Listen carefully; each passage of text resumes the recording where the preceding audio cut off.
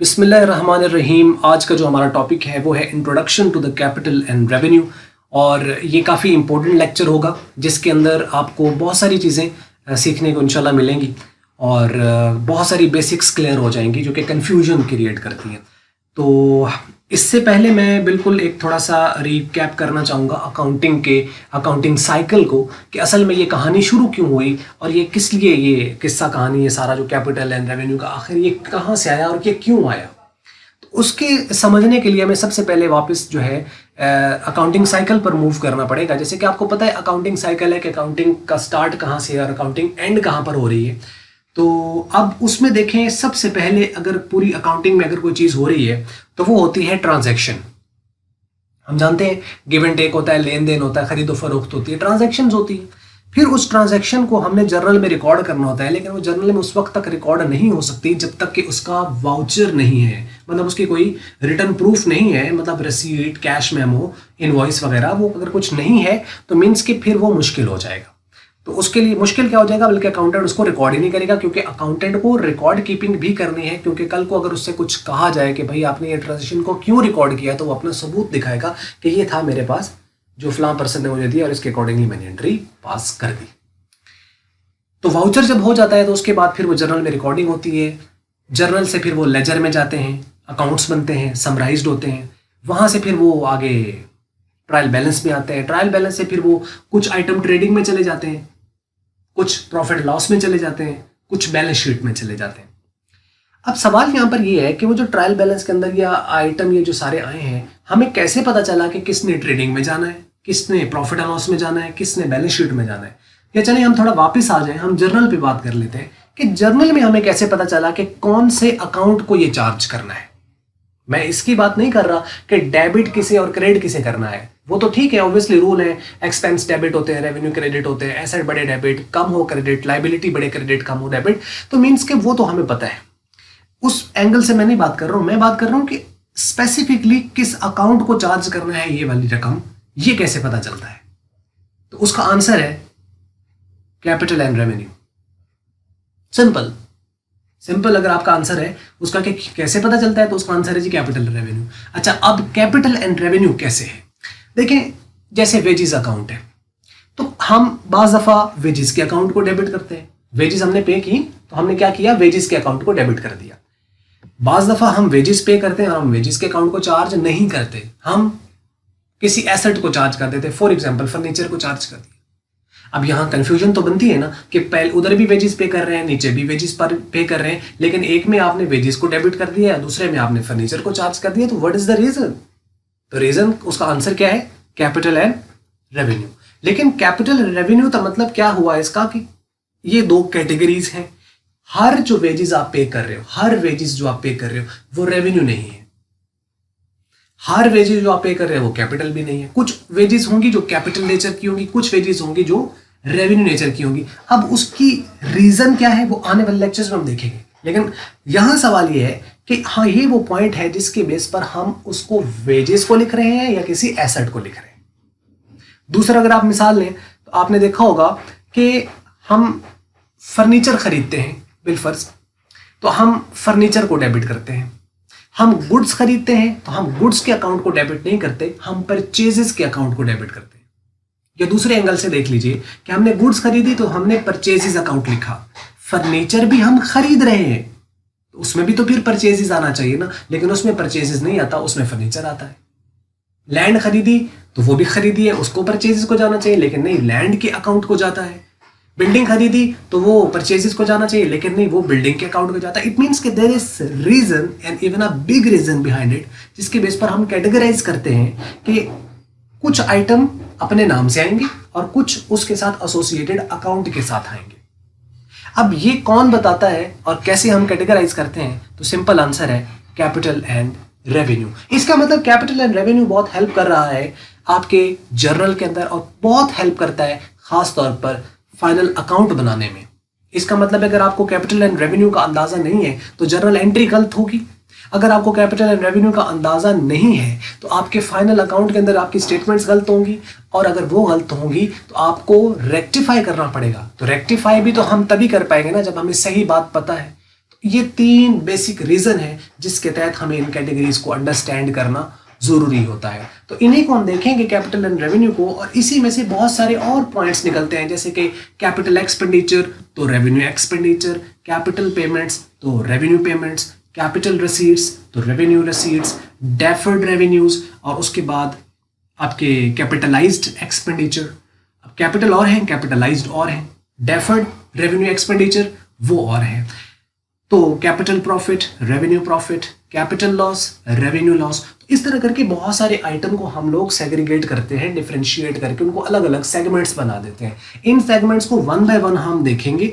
अब इसी चीज को अंडरस्टैंड करने के लिए ओवरऑल ट्रांजैक्शन ही है, और हमने उस ट्रांजैक्शन को डिवाइड कर देना है 2 हिस्सों में, क्योंकि पहली चीज ट्रांजैक्शन है तो हम सबसे पहले उसी को 2 हिस्सों में डिवाइड करेंगे।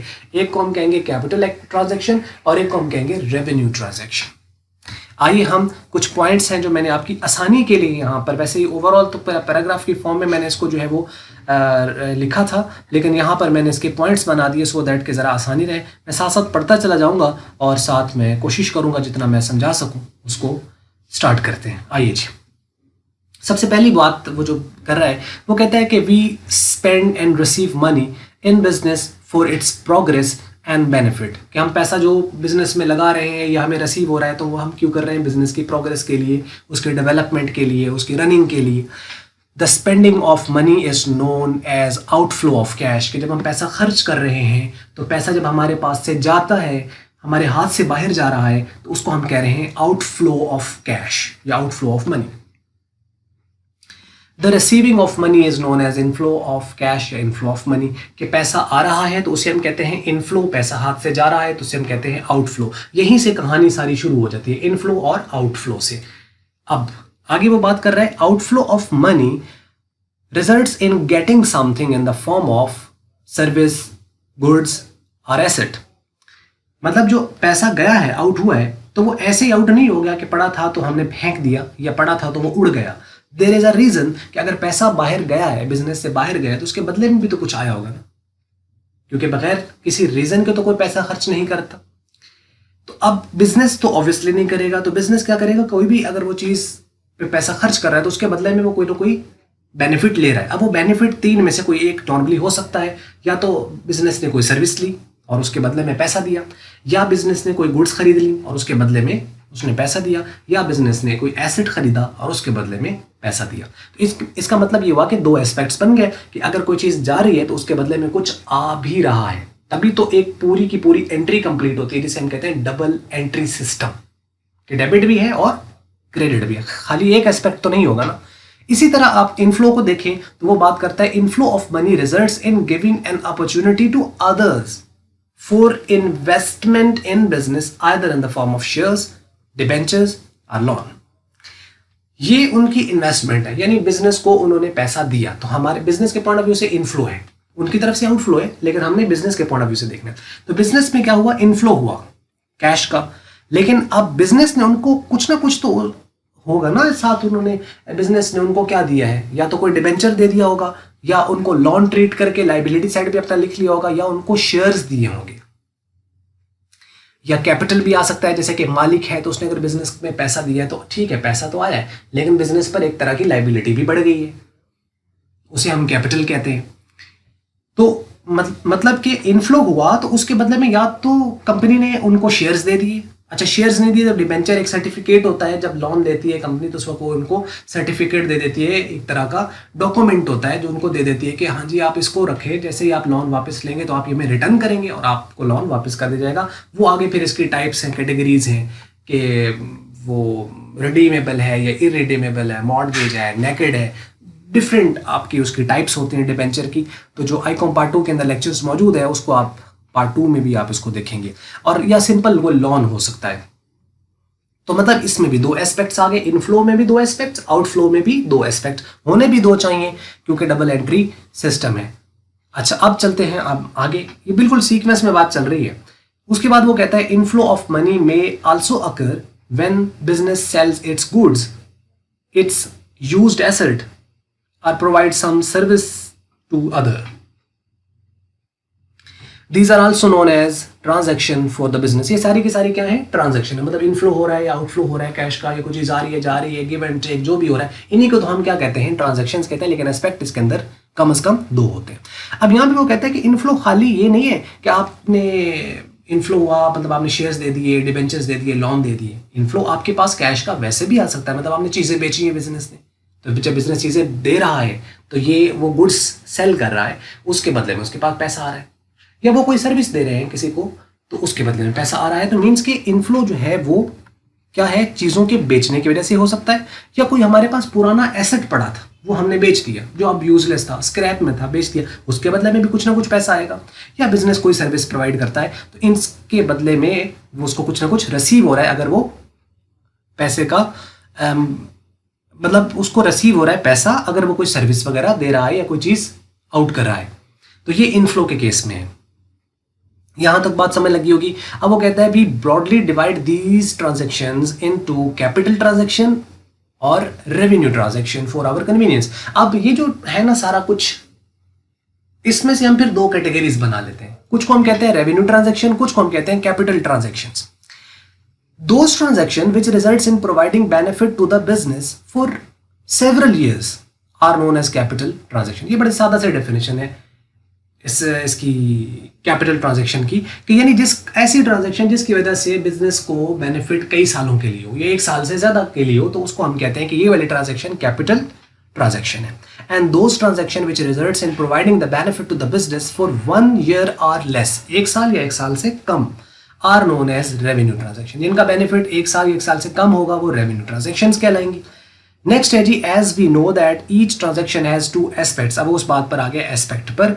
इन it that is debit and credit, but we are not discussing them on the basis of the debit और credit, but on the basis of capital and revenue. मतलब हम उसको डेबिट क्रेडिट के बेस पर नहीं देख रहे, हम देख रहे हैं जस्ट उनकी कैटेगरीज जो कि कैपिटल है या रेवेन्यू है।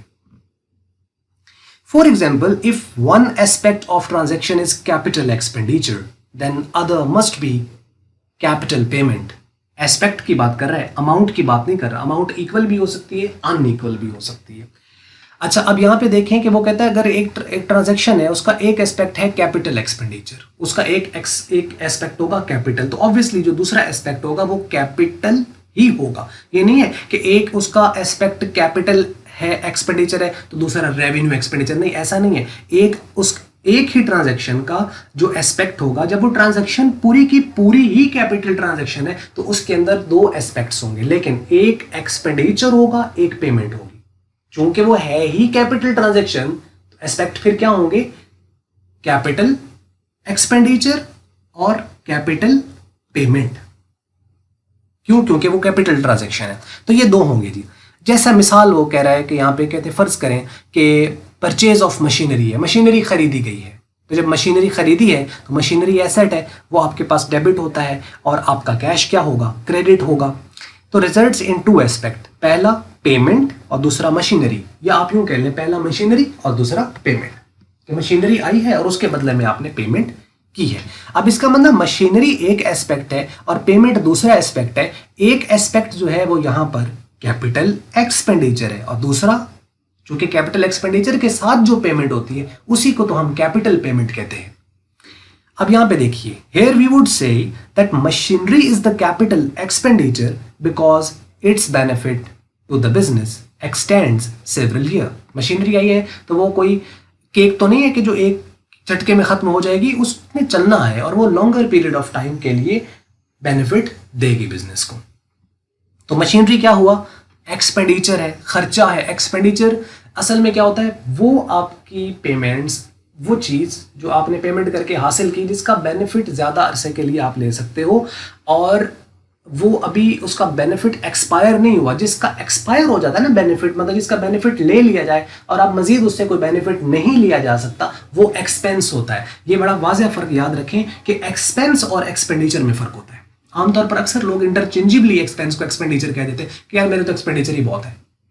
एक्सपेंडिचर है, लेकिन एक्सपेंडिचर का मतलब है कि आपने खर्चे किए हैं लेकिन उनसे बेनिफिट भी तो मिल रहा है भी। तो जिसका बेनिफिट ले लिया जाए, चाहे आप समझे कि जूस का डब्बा आपने खरीदा जब तक आप पीते नहीं है उस वक्त तक वो आपका एक्सपेंडिचर है, लेकिन जिस दिन आपने उसको पी लिया, जब पी लिया अब वो आपका एक्सपेंस हो गया है। अब उससे कोई बेनिफिट आप नहीं ले सकते हो। हाँ, उसको ये है कि उसमें हवा भर के ठा करके पटाखा मार लें, तो ये एक अलग बेनिफिट है, लेकिन जो उसका रियल बेनिफिट था वो तो आपने ले लिया उसमें से। तो जब तक बेनिफिट किसी में से हम बाकी है उसके अंदर बेनिफिट, तब तक वो हमारा एक्सपेंडिचर है। जब उसमें से बेनिफिट ले लिया जाएगा और अब वो बेनिफिट मजीद नहीं देता, तो उसको हम कहते हैं वो एक्सपेंस हो गया है। जैसे बिजली का बिल आता तो हम उसको कंज्यूम कर चुके हैं पहले, तब वो हमारा एक्सपेंस बन गया है। लेकिन अगर आपने कोई चीज़ प्रीपेड की हुई है, जैसे आप मोबाइल में लोड करते हैं, आपका प्रीपेड होता है, तो उसमें आपके पास क्या है, वो आपका एक्सपेंडिचर है जब तक खर्च नहीं होता। लेकिन जैसे जैसे बैलेंस एंड होता जाएगा तो एक्सपेंस बनता चला जाएगा। अच्छा, ये तो है एक्सपेंस और एक्सपेंडिचर में फर्क। तो यहाँ पर क्या है, एक्सपेंडिचर फिर आगे दो तरह के होते हैं, यानी जो भी आपने पेमेंट की है उसमें से जो चीज़ आई आपके पास, वो या तो किस नेचर की होगी, कैपिटल नेचर की, या होगी वो रेवेन्यू नेचर की। अब यहाँ पे चूंकि लॉन्गर बेनिफिट है, सेवरल ईयर के लिए बेनिफिट है, इस वजह से ये क्या कहलाएगा, कैपिटल एक्सपेंडिचर कहलाएगा, बेनिफिट सेवरल ईयर के लिए। दूसरी तरफ वो कहते हैं on the other hand payment in cash, वही मशीनरी की जो हमने पेमेंट की है कैश में, इज कॉल्ड कैपिटल पेमेंट, उसे कैपिटल पेमेंट कहेंगे, because it is associated with capital expenditure. यानी ऐसी पेमेंट जो किसी कैपिटल एक्सपेंडिचर की वजह से हुई है, वो पेमेंट आपकी कौन सी कहलाएगी, कैपिटल पेमेंट कहलाएगी। अच्छा, एक यहाँ पे क्वेश्चन मैं आपसे रेज कर रहा हूं, तो उसका आपने ये बताना है कि मशीनरी जैसे हमने 50,000 की खरीदी है, 50,000 की मशीनरी आई, तो 50,000 की हमने कैपिटल पेमेंट कर दी, तो हमारा कैपिटल एक्सपेंडिचर है 50,000 का और कैपिटल पेमेंट है हमारे पास 50,000 की। सवाल आपसे ये है कि आप मुझे ये कमेंट्स में बताइएगा कि क्या कैपिटल एक्सपेंडिचर और कैपिटल पेमेंट जो उसी कैपिटल के साथ है, क्या वो हमेशा इक्वल होती हैं या वो अनइक्वल भी हो सकती हैं? अगर वो इक्वल होती हैं तो क्यों, और अगर वो अनइक्वल होती हैं तो वो किस केस में है, उसको अगर आप चाहें तो कमेंट्स में हमारे साथ शेयर कर सकते हैं। नेक्स्ट पॉइंट की तरफ चलते हैं जी। कहता है similarly if one aspect of the transaction is revenue expenditure, अगर एक एस्पेक्ट उसका रेवेन्यू एक्सपेंडिचर है, revenue expenditure, the other aspect must be revenue payment, क्योंकि ट्रांजैक्शन कौन सी है, रेवेन्यू ट्रांजैक्शन। तो ट्रांजैक्शन में कितने एस्पेक्ट होते हैं, दो। इसका मतलब अगर वो ट्रांजैक्शन ही रेवेन्यू नेचर की है तो इसका मतलब एक तो होगा एक्सपेंडिचर और एक होगी पेमेंट, क्योंकि एक्सपेंडिचर की अगेंस्ट ही तो पेमेंट होती है, क्योंकि आप कोई चीज ले रहे हो उसी के बदले में तो आप पेमेंट करोगे। तो जो चीज ले रहे हो वो आपका एक्सपेंडिचर है और जो आप दे रहे हो वो आपकी पेमेंट है। तो चूंकि ये ट्रांजैक्शन ही रेवेन्यू नेचर की है, तो इसका मतलब आने वाला आइटम कौन सा होगा, रेवेन्यू एक्सपेंडिचर, और उसके बदले में की गई पेमेंट कौन सी होगी, revenue payment. For example payment of salaries है, आपने सैलरी पे की है। अब देखें, सैलरी आपने पे की है तो यहां पे आपका सैलरी एक्सपेंस बन गया है, लेकिन इसको एक्सपेंडिचर, जैसे मैंने कहा कि इंटरचेंजेबली यूज करते हैं, तो नाम उसने एक्सपेंडिचर का ही दिया है, तो एनी हाउ है ये एक्सपेंस क्योंकि इसका बेनिफिट ले लिया गया। लेकिन बाज़ दफा ऐसे भी होता है कि एक्सपेंडिचर भी होते हैं कि आपने सैलरी पे कर दी, प्रीपेड सैलरी, अब ये एक्सपेंडिचर है, प्रीपेड सैलरी एक्सपेंडिचर होती है और उसके बदले में भी आपने पेमेंट की है, तो वो भी आपकी रेवेन्यू पेमेंट तो कहलाएगी ही। तो जैसे वो कहता है पेमेंट ऑफ सैलरीज है, here the salary is the revenue expenditure because its benefit is utilized within a year। Salary कोई साल से ज्यादा के लिए नहीं होती, मंथली बेस पर चल रही होती है, तो मतलब एक मंथ के अंदर उसका बेनिफिट आपने ले लिया होता है, that's why it's a revenue kind of nature. उसके बाद है जी, cash paid for the salaries is called revenue payment because it's associated with the revenue expenditure, क्योंकि ये रेवेन्यू के साथ एसोसिएटेड है तो ये रेवेन्यू पेमेंट कहलाएगी, जितना भी कैश मिला। और यहाँ फिर वही सवाल है कि क्या रेवेन्यू एक्सपेंडिचर और रेवेन्यू पेमेंट्स हमेशा बराबर होंगी, अगर हैं तो कैसे, और अगर नहीं तो कैसे। On the other hand, on the basis of this we categorise them into the, अच्छा जैसे हमने ये अभी पॉइंट्स ऊपर डिस्कस किए, इसमें से बहुत सारी छोटी छोटी टर्म्स निकल कर आती हैं। वो जो छोटी छोटी टर्म्स है ना, वो ये हैं जो मैंने शुरू में बता दी थी कि कैपिटल एक्सपेंडिचर, क्योंकि एक होगा एक्सपेंडिचर, तो एक्सपेंडिचर दो तरह के होंगे, या तो कैपिटल तो या रेवेन्यू, तो मीन्स के एक होगा कैपिटल एक्सपेंडिचर, एक होगा रेवेन्यू एक्सपेंडिचर। ये क्या है, आने वाले लेक्चर्स में हम इनको देख रहे हैं। उसके बाद है आपके पास डेफर्ड रेवेन्यू एक्सपेंडिचर और कैपिटलाइज्ड एक्सपेंडिचर। फर्क है कैपिटलाइज्ड और डेफर्ड में, और कैपिटल और कैपिटलाइज्ड में भी फर्क है। इसी तरीके से कैपिटल पेमेंट दो तरह की होंगी, एक कैपिटल पेमेंट और एक रेवेन्यू पेमेंट। रेसीट्स भी दो तरह की होंगी, एक कैपिटल रिसीट और एक रेवेन्यू रिसीट। प्रॉफिट भी दो तरह के होंगे, एक कैपिटल प्रॉफिट और एक रेवेन्यू प्रॉफिट। लॉस भी दो तरह के होंगे, या तो कैपिटल लॉस या रेवेन्यू लॉस। अब यहाँ पर वही एक क्वेश्चन कि आखिर क्यों, सवाल आता है ना कि कैपिटल और रेवेन्यू आइटम को डिफरेंशिएट करना ज़रूरी क्यों है। तो आंसर जैसे मैंने शुरू में भी बता दिया था कि इसके अंदर आपको एक तो जर्नल आप सही नहीं बना पाएंगे अगर आपको इनका फ़र्क नहीं पता, आप अपना फाइनल अकाउंट सही नहीं बना पाएंगे और आप रेक्टिफाई नहीं कर पाएंगे सही तौर पर। यही उसने ओवरऑल यहाँ पे भी लिखा है कि here the question arises that why to categorise them so, इनको क्यों कैटेगराइज करना है। The answer is because if we don't do this then we are unable to make out financial statements.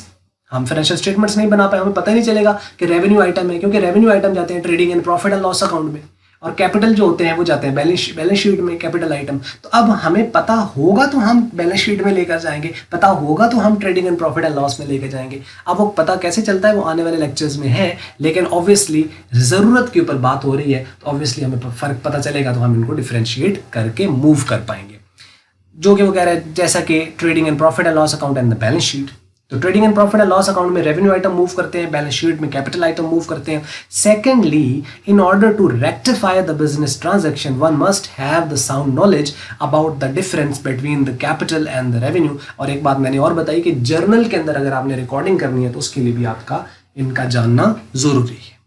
ये था जी लेक्चर, और अगर आपने पूरा सुना है तो आपको यकीनन ये समझ आया होगा, क्योंकि इसके अंदर काफ़ी कॉम्प्रिहेंसिव तरीके से जो है वो पॉइंट्स को डिस्कस किया गया और एक सीक्वेंस में डिस्कस किया गया कि एक लेमैन जो एक बिल्कुल ही कुछ पता नहीं है उसको काफ़ी कुछ इसके हवाले से क्लियर हो गया होगा।